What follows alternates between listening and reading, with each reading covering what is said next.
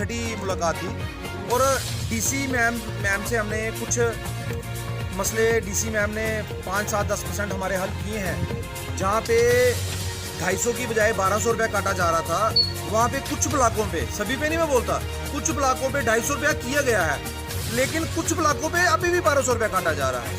विरोध करने पे उस ब्लॉक को बंद कर दिया जाता है। अभी भी कोलपुर ब्लॉक है, बंद है। सांबा के प्रॉपर 2 ब्लॉक हैं, अभी भी बंद है। इन्होंने कल एक डीसी मैम ने प्रेशराइज करके डीएमओ से या अदर डिपार्टमेंट से एक पंगदौर ब्लॉक इन्होंने खुलवाया है, वहाँ पे 250 रुपये कट रही है। बड़ी बड़ी मुबारकबाद है। इतना शोर शराबा मचाने के बाद, 3 महीने हुल्लड़बाजी करने के बाद, लोगों को परेशान होने के बाद इन्होंने 250 रुपये करवा लिया, बड़ी खुशी की बात है। लेकिन जहाँ पे 1200 रुपये आज भी काटा जा रहा है, उसका जिम्मेवार कौन है? अब कौन सी कुर्सी जाएगी, अब कौन आपको खिलाफ करेगा? लेकिन जिनसे वोट लेने हैं वो लोग आपके परेशान हैं। जिन्होंने वोट दिए हैं माननीय प्रधानमंत्री को, वो परेशान हैं। नालायक ऑफिसरों की वजह से ये सारा गोरख धंधा चलाया जा रहा है। हमारी एलजी साहब से रिक्वेस्ट है कि माननीय प्रधानमंत्री जी की तर्ज के ऊपर यहाँ भी कड़े कदम उठाए जाए, इन लोगों को पिन आउट किया जाए, दोबारा इनको टेंडर ही हमारे जम्मू कश्मीर में ना दिया जाए, लोकल लोगों को इसमें इन्वॉल्व करके इस समस्या का समाधान किया जाए। तब जो है मोदी है मुमकिन है का नारा कामयाब होगा। आपके चैनल के माध्यम से मैं माननीय प्रधानमंत्री जी को ये बात बोलूंगा कि जम्मू कश्मीर के हालात बहुत ही खराब हो चुके हैं। गुंडा राज चला रहा है, यहाँ पे हर कोई कंट्रोल नहीं हो पा रहा। इसलिए इसके ऊपर विशेष ध्यान देके इसके ऊपर ध्यान दिया जाए, आम जनता को परेशान ना किया जाए। ऐसे जो अफसर हैं उनके ऊपर कड़ी से कड़ी कदम उठाए जाए। Degree college BSc 5th semester में पढ़ती हुई छात्रा की मिली एक डेड बॉडी को लेकर घर वाले पहुंचे हॉस्पिटल में और वहां पर कराया पोस्टमार्टम और रिपोर्ट आने पर पता चलेगा क्या कारण हुआ जिससे बच्ची की गई जान।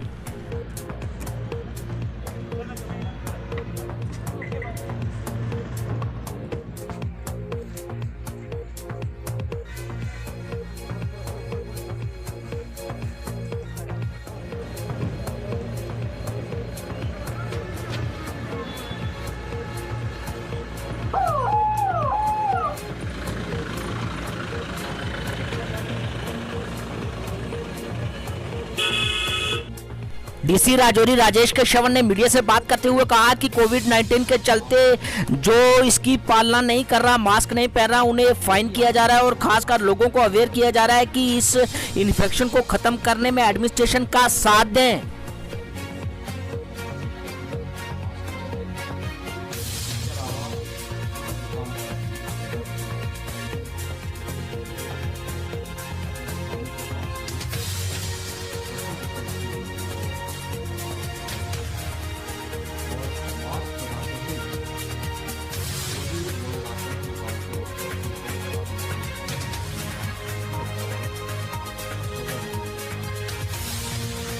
इसके अलावा बात करें तो आर्थिक एरियाज में भी इस तरह के केसेस जो आ रहे हैं, अब तक अपडेट इसको करती क्या है?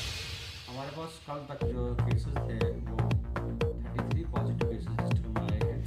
हमने पूरी इसका रिव्यू लिया है और आज की तैयारी की है।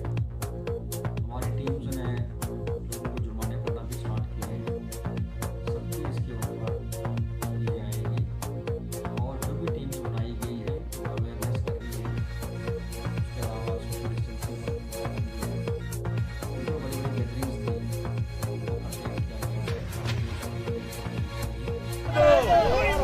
Kashmiri migrant unemployment youth justice for 45 meritorious candidate 2017। जी हां, अगर बात की जाए तो लगातार प्रदर्शन कर रहे हैं। प्रदर्शन करते हुए 170 दिन हुए मांग करते हुए। उन्होंने कहा कि प्रॉपर तरीके से जिस तरह से हम मांग कर रहे हैं, लेकिन सरकार का रवैया ठीक नहीं। उन्होंने कहा कि प्रॉपर तरीके से हमारी मांग को पूरा किया जाए।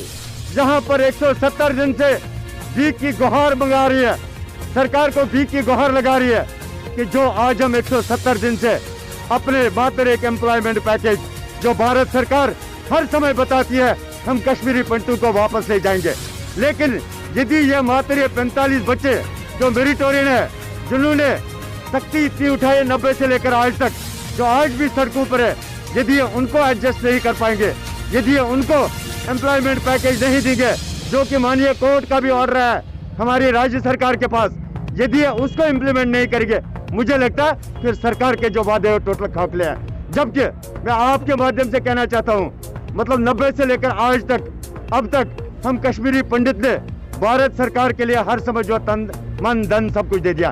इवन भारतीय जनता पार्टी आज जो सरकार आई हुई है, इसके लिए हमने कहाँ कहाँ नहीं भगवान से प्रार्थना की है, अपने आप को हमने भूखा रखा है, नंगा रखा है, ताकि ये सरकार आ जाए या हमारा कुछ समाधान निकाले। लेकिन मैं चाहता हूँ हमारे ये जो 45 बच्चे हैं, इनको आप जो जल्द से जल्द इम्प्लीमेंट कीजिए, इनको अपना हक दीजिए, इनको अपना जॉब दे दीजिए, ताकि ये अपना घर बसाएंगे, अपने वतन जाएंगे, अपनी जगह जाएंगे, जिससे भारत माता का झंडा फिर अपने कश्मीर में फिर खड़ा रहेगा, क्योंकि ये वो बच्चे हैं जिन्होंने भारत माता के लिए हर समय तन मन धन दे दिया। बीजेपी के 41वें स्थापना दिवस के उपलक्ष्य पर जम्मू कश्मीर भाजपा के संगठन मंत्री अशोक कोल ने लहराया बीजेपी का झंडा।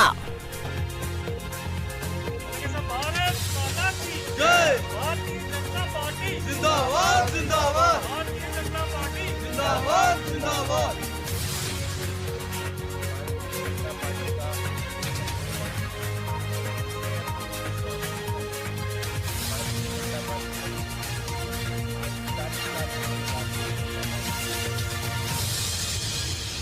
अप्रैल 1980 को जब पार्टी बनी थी, उस समय पार्टी के पहले प्रेसिडेंट श्रीमान अटल बिहारी वाजपेयी जी बने थे, और उसके बाद भारतीय जनता पार्टी का क्रम चलता रहा।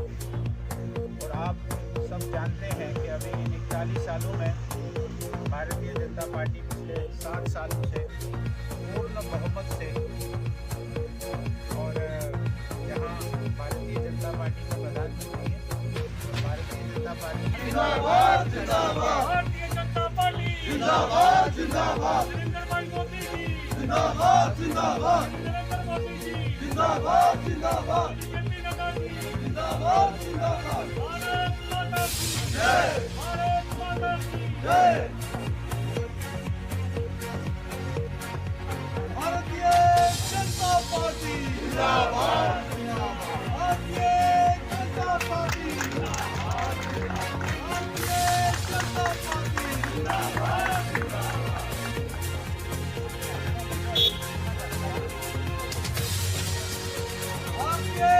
जनता पार्टी जिंदाबाद। आज भारतीय जनता पार्टी का हमारा स्थापना दिवस है, जिसको हम रेजिंग डे के रूप में मनाते हैं। आज के दिन भारतीय जनता पार्टी का जन्म हुआ था, और जब इसका जन्म हुआ तो हम इस आधार पर आगे बढ़े, ये भारतीय जनता पार्टी को हमने जिंदा रखना है, कमल के फूल को हमने जिंदा रखना है। आज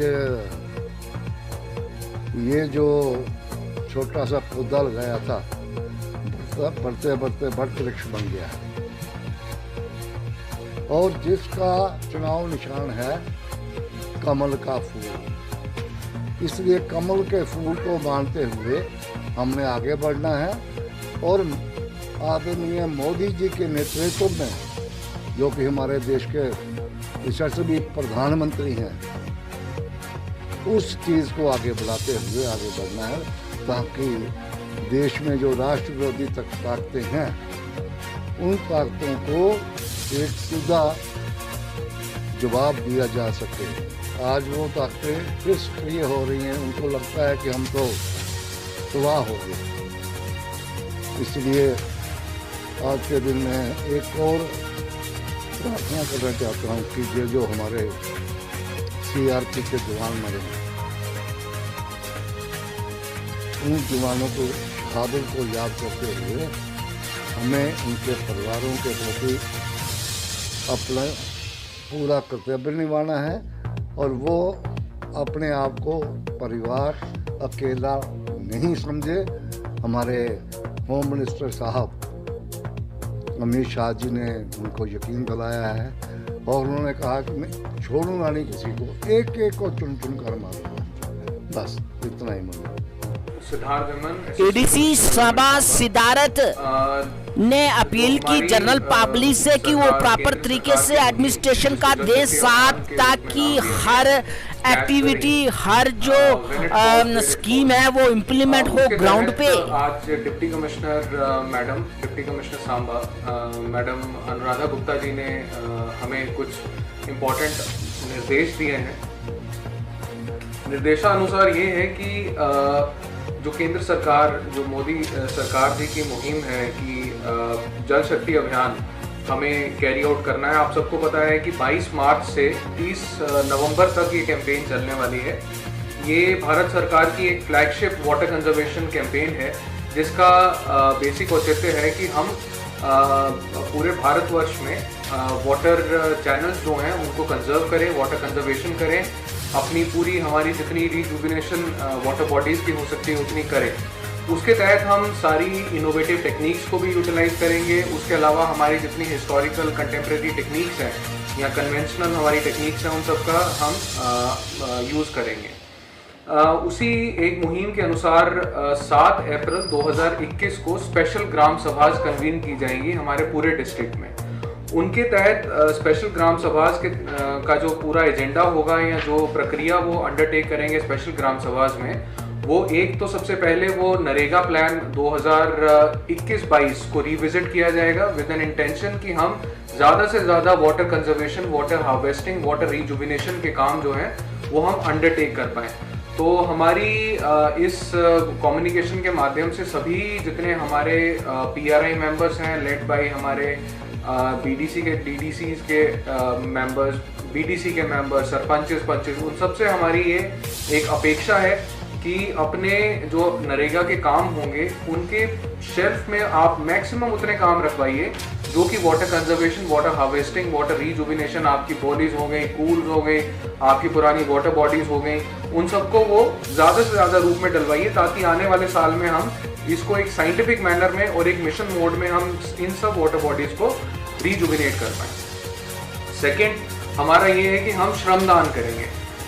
जितने हमारे PRIs हैं, जितने हमारे वॉलंटियर ग्रुप्स हैं, उन सब से मैं एक आह्वान करता हूँ, एक इनविटेशन देता हूँ कि आप सब आगे बढ़ चढ़कर हमारे 7 अप्रैल को एक सक्सेस बनाएं और हमारे जितने भी हमारे आपको लगता है कि एरियाज हैं जहाँ पे हम अपना श्रमदान कर कर वाटर बॉडीज को रिजुविनेट कर पाएंगे। अब हमारी कूल्स हैं, हमारे पॉन्ड्स हैं।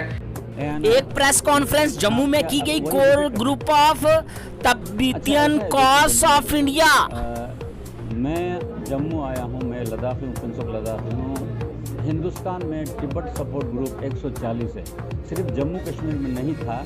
आज से हम यहाँ शुरू कर रहे हैं। रैना साहब फॉर्मर डायरेक्टर दूरदर्शन रिटायर, इनको रिक्वेस्ट किया है, ये पॉलिटिकली बहुत वेल अवेयर है, is a very enlightened person. तो जम्मू में भी अवेयरनेस हमने शुरू किया यहाँ के आपके थ्रू। तो हम ये चाहते हैं, बस हम ये कहना चाहेंगे सर, हिंदुस्तान में तिब्बत के विषय पे सपोर्ट ग्रुप हैं कोई 140, तो जम्मू कश्मीर में अब तक नहीं था। क्योंकि मैं तिब्बत सपोर्ट ग्रुप का एक कोर मेंबर और नॉर्थ इंडिया का कन्वेनर हूँ, तो मैंने अब जम्मू में आके ये शुरू किया, एक बीज बोया, एक तिब्बत सपोर्ट ग्रुप जम्मू बनाने जा रहे हैं, जिसमें चाइना से हम तिब्बतन के लिए पॉलिटिकल फ्रीडम की बात नहीं करते, लेकिन 2 विषय पे हम चाइना से ये अवेयरनेस, ये सिग्नल देना चाहते हैं कि भाई आप तिब्बती लोगों के साथ, माइनॉरिटी के साथ ठीक तरह उनके कल्चर को ख़त्म मत कीजिए, उनके लैंग्वेज पे अटैक मत कीजिए। और जो तिब्बत का ज़मीन है वो हाईलैंड है, दुनिया का सबसे ऊंचा जगह है, वहाँ बहुत से ग्लेशियर्स हैं। तिब्बत से करीब 12-13 अच्छे बहुत ही मशहूर दुनिया के दरिया, पूरे एशिया को पानी निकलता, वो सारे उसका रुख मोड़ रहे हैं। अगर ये किया, उन्होंने वो लगाया, डैम लगाया, तो नीचे हमारे हिंदुस्तान में, बांग्लादेश में, पाकिस्तान में, म्यांमार में, इंडोनेशियन में, यहाँ तो लोग भुखमरी हो जाएगा। They are changing.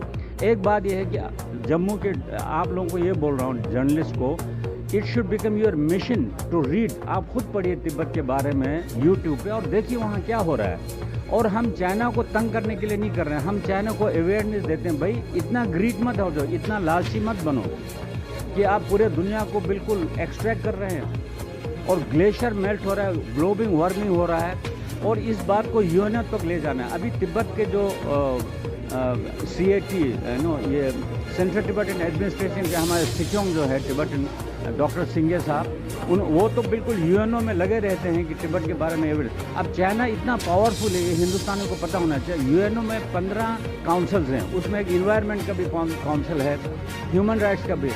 उसमें ये लोग डोनेशन इतना देते हैं चाइनीज़, वो खुद ही वहाँ मेंबर मैक्सिमम बैठे हैं, तो तिब्बत की बात को उभर नहीं देते, वो दबा देते हैं। और देखिए तिब्बत और हिंदुस्तान का हमारा बॉर्डर है, चाइना से नहीं है। वो हमारे आज बॉर्डर पे आए हुए क्योंकि उन्होंने तिब्बत को खा लिया। तो मैं जम्मू के प्रेस के आप लोगों से ये रिक्वेस्ट कर रहा हूँ, इस प्रेस कॉन्फ्रेंस को आज का एक इवेंट मत समझिए, इसको प्लीज़ कैरी इट ऑन। आप अपना मिशन बनाओ, इट इज़ फॉर द अपने कंट्री को सेव करने के लिए, इसमें आपने अवेयरनेस देना है। तो मेरा अपील ये है, मेरी बाइट रखे या ना रखे, आप लोग खुद प्रेस वाले जागरूक हो जाए। It is your job to give awareness. हम चाइना के खिलाफ नहीं बोल रहे, चाइना को बोल रहे हैं आप अपना जो करना है पॉलिटिकली करो, लेकिन don't play with the glaciers of Tibet. Panther party का जोरदार प्रदर्शन national highway authority of India के खिलाफ उनके दफ्तर के बाहर की नाराबाजी, जोरदार किया प्रदर्शन हर्षदेव सिंह ने। कसूर की राजनीति नहीं चलेगी, बीजेपी इंडेक्सेस मुर्दाबाद, मुर्दाबाद, मुर्दाबाद। बीजेपी लोगों की जेबों में डाका डालना बंद करो। टोल प्लाजास के नाम पर जो लूट सूट का धंधा national highway authority of India ने चलाया हुआ है, उसके विरोध में पैंथर्स पार्टी आज सड़कों के ऊपर उतरी है और national highway authority of India के बाहर अपना प्रदर्शन कर रही है। 4 टोल प्लाजा लग चुके हैं पहले के, और इनके रेट्स लगातार बढ़ाए जाते रहे। लोगों के साथ भारतीय जनता पार्टी ने यह आश्वासन दिया था कि इन टोल प्लाजास को हटाया जाएगा, लेकिन पिछले चंद दिनों में एक बार फिर से टोल प्लाजास के जो रेट्स हैं उनमें इजाफा किया, और ये एक लोगों की जेब के ऊपर डाका डाला जा रहा है। लगातार टैक्सेस भी बढ़ाए जा रहे हैं, महंगाई की मार भी लोगों के ऊपर हो रही है, और टोल रेट्स भी जो है बढ़ाए जा रहे हैं, जो एक एक्सटॉर्शनिस्ट मूव है सरकार का, जिसको पैंथर्स पार्टी कंडेम करती है सख्त अल्फाज में, और ये कहना चाहती है इस किस्म का रवैया यहाँ के अवाम को हरगिज बर्दाश्त नहीं है। ये टोल रेट्स जो हैं ये घटाए जाने चाहिए, और आए दिन national highway authority of India के जो अधिकारी हैं वो एक्सपोज हो रहे हैं कि किस तरीके से ठेकेदारों के साथ मिली भगत से वो अलॉट कर रहे हैं इनको वर्क्स, और वो काम जो है वो कई सालों से लटकाए जा रहे हैं, जिसकी वजह से लोगों को भी बहुत ज़्यादा असुविधा हो रही है। जो चनैनी रोड है रामबन तक, उसकी हालत बहुत खस्ता है, और जितना टाइम उस कॉन्ट्रैक्टर को दिया गया था उससे 3-3, 4-4 साल ज़्यादा होने के बावजूद भी उन ठेकेदारों के खिलाफ कोई कार्रवाई नहीं हो रही है। और उधमपुर से लेकर चनैनी का जो स्ट्रेच है उसमें 4-4, 5-5 घंटे तक जामिंग रहती है। भारत माता की जय, भारतीय जनता पार्टी जिंदाबाद, भारतीय जनता पार्टी जिंदाबाद, जिंदाबाद, जिंदाबाद, जिंदाबाद, जिंदाबाद। भारत माता की जय, नरेंद्र मोदी जी जिंदाबाद, योगी सेठी जी जिंदाबाद, सुरेंद्र रैना जी जिंदाबाद। भारतीय जनता पार्टी जम्मू के वार्ड नंबर 10 कच्ची छावनी में बीजेपी स्थापना दिवस मनाया गया। इस मौके पर एक्स मंत्री प्रिया सेठी वार्ड के पार्षद अनिल की मौजूदगी में, जिसके ऊपर बूथ प्रधान का नाम होगा, नंबर होगा। आज भारतीय जनता पार्टी द्वारा जो बूथ लेवल के कार्यकर्ता थे हमारे, आज उनके मान सम्मान के लिए हम लोग यहाँ पे वार्ड नंबर 4 में इकट्ठे हुए। यहाँ पे हमारे जो बूथ प्रेसिडेंट हैं, आज इनके यहाँ पे हम लोगों ने राकेश जी, जिनके यहाँ पे आज हमने बूथ प्लेट लगाई है और झंडा लगाया है। भारतीय जनता पार्टी द्वारा हर बूथ के ऊपर बूथ इकाई को श्रेष्ठ इकाई माना जाता है, और ये कार्यकर्ता जो बूथ के हमारे हैं, जो हर बूथ में इलेक्शन के वक्त अपने बूथ पे लड़ते हैं, आज हम सब इनके मान सम्मान के निकले हैं, और इनके घर पे हर इस बूथ का कोई वार्ड का नेता है या कोई डिस्ट्रिक्ट का नेता है या कोई प्रदेश का, सब इनके घर पे आए और इनका मान सम्मान बढ़ाया। मैं यही प्रार्थना करता हूं कि नरेंद्र भाई मोदी जी का जो सपना है अंत्योदय के तहत हर गरीब व्यक्ति की सेवा करना, मैं इनसे यही प्रार्थना करता हूं कि इस मोहल्ले के अंदर कोई भी व्यक्ति जिसको कोई भी ज़रूरत हो, आप अपने लेवल पे उसकी ज़रूरत को पूरी करें। नहीं तो ये जो बूथ प्रधान है ये हमारा ब्रिज का काम करता है पार्टी हाईकमान के अंदर और इन लोगों के अंदर। और सचमुच में आज हम सब भारतीय जनता पार्टी की तरफ से अपने इस भाई सहयोगी को हार्दिक शुभकामनाएं देते हैं। ये थी दिन भर की हेडलाइंस। मैं हूं राकेश तारा, देखते रहिए जेके न्यूज ब्रेक हेडलाइंस।